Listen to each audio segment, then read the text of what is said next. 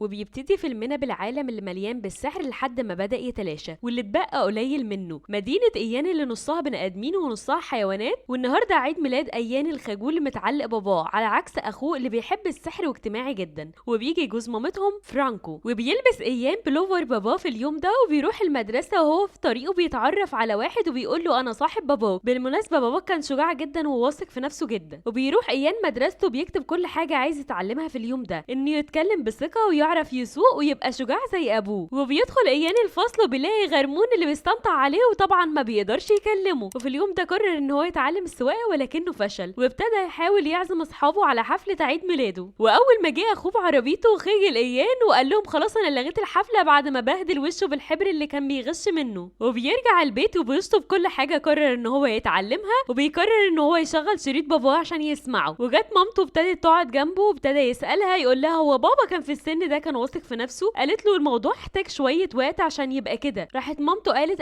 له بصي يا ايام باباكوا سايب لكم هديه وانتوا في سن 16 تفتحوها انت واخوك بارلي. ونده بارلي ودخل الاوضه علشان يفتحوا الهديه ولقوها عصايه سحريه وانبسط بيها بارلي جدا عشان كان بيحب السحر. اما ايان كان غير مهتم زي بارلي وباباهم كان سايب لهم رساله بتقول لهم ازاي يستخدموها ولو حصلت هيرجع باباهم ليوم واحد. ولقي بارلي جوهره فينيكس اللي كان هيمارس بيها السحر وابتدى يحاول بارلي بان هو يرجع باباه ولكنه فشل كذا مره. وطبعا ايان كان نفسه يشوف باباه ومسك الورقه وكان بيقول من قلبه الكلام اللي موجود عليها. وابتدت العصايه تتحرك لان السحر جواه. ومسك العصايه ايان وابتدى يقول التعويذه واخوه دخل علشان يساعده ولكنهم لقيوا نص باباهم بس التحتاني يعني حصلوا على باباهم بس مجرد رجليه. والتعويذه دايما يوم واحد وهيختفي بعد غروب الشمس وكان لازم يحصلوا على جوهره فينيكس. وبارلي قال لايان بص انا لقيت اللي هيدلنا على جوهره فينيكس. وراحوا لخماره المنتكور وايان مستغرب من شكل ابوه اللي تحت وابتدى يحط له دميه من فوق علشان خايف منه. ومامتهم بتدخل تدور عليهم وبتلاقي الدنيا متبهدله وعرفت انهم راحوا للمنتكور وابتدت تمشي وراهم بعربيتها. ودخلوا للمنتكور اللي هياخدوا منها الخريطه علشان يحصلوا على جوهره فينيكس. والمنتكور بترقص وتديهم الخريطه بيقولوا لها انا عايزين نكمل نص بابانا الفوقاني وبتتعصب عليهم وبتضطر تحرق المكان. وكلهم بيجروا والخريطه بتتحرق وبيطلعوا نسيوا باباهم. وايان في الوقت ده بيستخدم قوه السحر اللي جواه وبينقذ باباهم. واخوه بارلي بيكون فخور بيه جدا وبيعرفوا من لغز ورقه وجبه الاطفال ان السر عند عش الغراب وبيبتدي يوجههم طريقهم ناحيته. ومامتهم بتوصل للمنتكور وبتقول لها انا قابلت اولادك ولكن نسيت اقول لهم على اللعنه اللي في المكان هناك ولازم نروح ننقذهم واللي هينقذهم بس هو سيفي اللي انا بعته من زمان. وبتبتدي تروح مع مامتهم في عربيتها. اما بارلي وايان بنزينهم بيخلص وبارلي بيطلب من اخوه ان هو يستخدم السحر اللي جواه عشان يكبر التانك وبدل ما يكبر التانك صغر اخوه. وابتدى يدوروا على بنزين علشان يشتروا منها بنزين لحد ما دخلوا واحده واشتروا منها تسالي. وفي الوقت ده بتحكي المنتكور لامهم ان الجوهره هتتجسد في شكل وحش واللي هيوقف كل ده سيفي. وفي البنزينه بيكون في كائنات صغيره وباباهم بيوقع الموتوسيكلات بتاعت الكائنات الصغيره دي وبيضطروا ان هم يفتحوا الباب عن طريق بارلي. وايان بيدخل يسوق العربيه باقصى سرعه عشان يهرب منهم وبيوقفهم البوليس وبيضطروا هما الاتنين يتجسدوا في شكل جوز امهم فرانكو الضابط. وبيستخدموا التعويذه المهم ان هم ما يكذبوش. والشرطي اللي قدام ايان بيقول له انت عارف ان ابنك بارلي فاشل؟ قال له انا عارف. ودخل العربيه قبل ما يتحولوا. واما بارلي رجع ولكنه كان متضايق جدا ان اخوه وافق ان الشرطي يقول ان هو فاشل وشغل الموسيقى ونزل يشرب حاجه عشان كان متضايق. اما باباهم ابتدى يرقص ويشدهم ناحيته وابتدوا يرقصوا وهم رايحين في طريقهم وابتدوا يمشي من الطريق المهجور علشان هو اسرع من الطريق السريع. وراحت المنتكور ومامتهم تحصل على السلاح من الخرده ولما لقت ان في هناك استغلال شكتها بما انها نص اسد ونص عقرب. والست اغمى عليها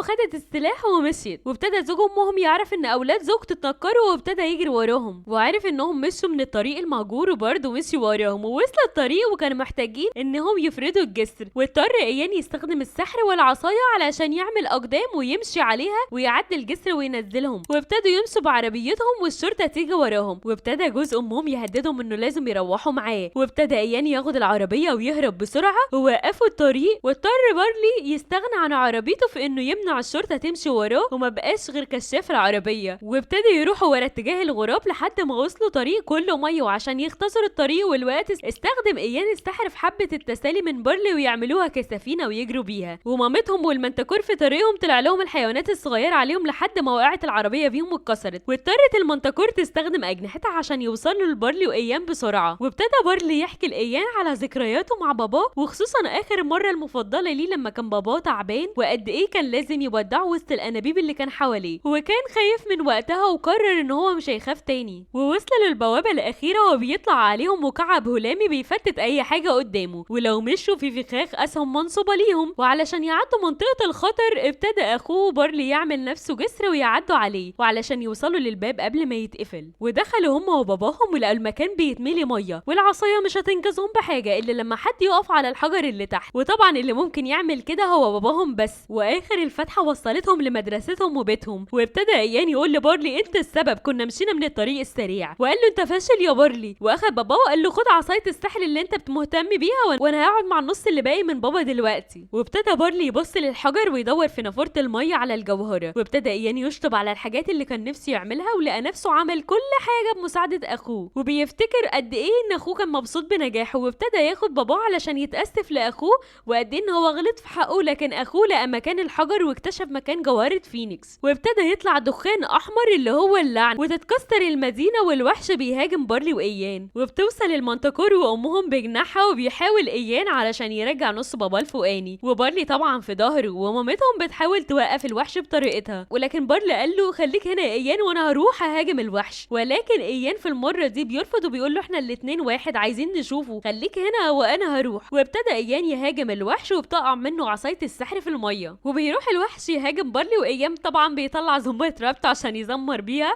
طلع شظيه من السحر من ايده وعملها عصايه سحر، وابتدى يعمل رعد علشان يدمر الوحش، واستخدم سيف المنتكور لحد ما دمره. وفضل هو وسط الحجاره وشايف ان باباه بيكتمل وبارلي بيشوفه ويحضنه، وايان طبعا متضايق لانه كان هيموت ويشوف باباه. ومشي باباهم وراح طلع ايان لبارلي وقال له ابوك فخور بيك جدا يا ايان، وطلب مني ان اديك الحضن ده، وابتدى يحضنه. ورجعت المنتكور لمطعمها، وكمان ايان بقى عنده الجرأة الكاملة انه يتكلم عن قصته للفصل بتاعه، وطبعا ظبط لاخوه عربيته في المره دي بيمشوا في الطريق اللي السحر بيدلهم عليه، وبيعرف قد ايه انه من غير اخوه ما كانش هيوصل لاي حاجه. بشكركم على تعليقاتكم وقولوا لنا حابين نلخص ايه فيلم المره اللي جايه. ما تنساش تدعمنا بلايك واشتراك وكومنتك الجميل. نشوفكم المره الجايه يا اصحابي على خير.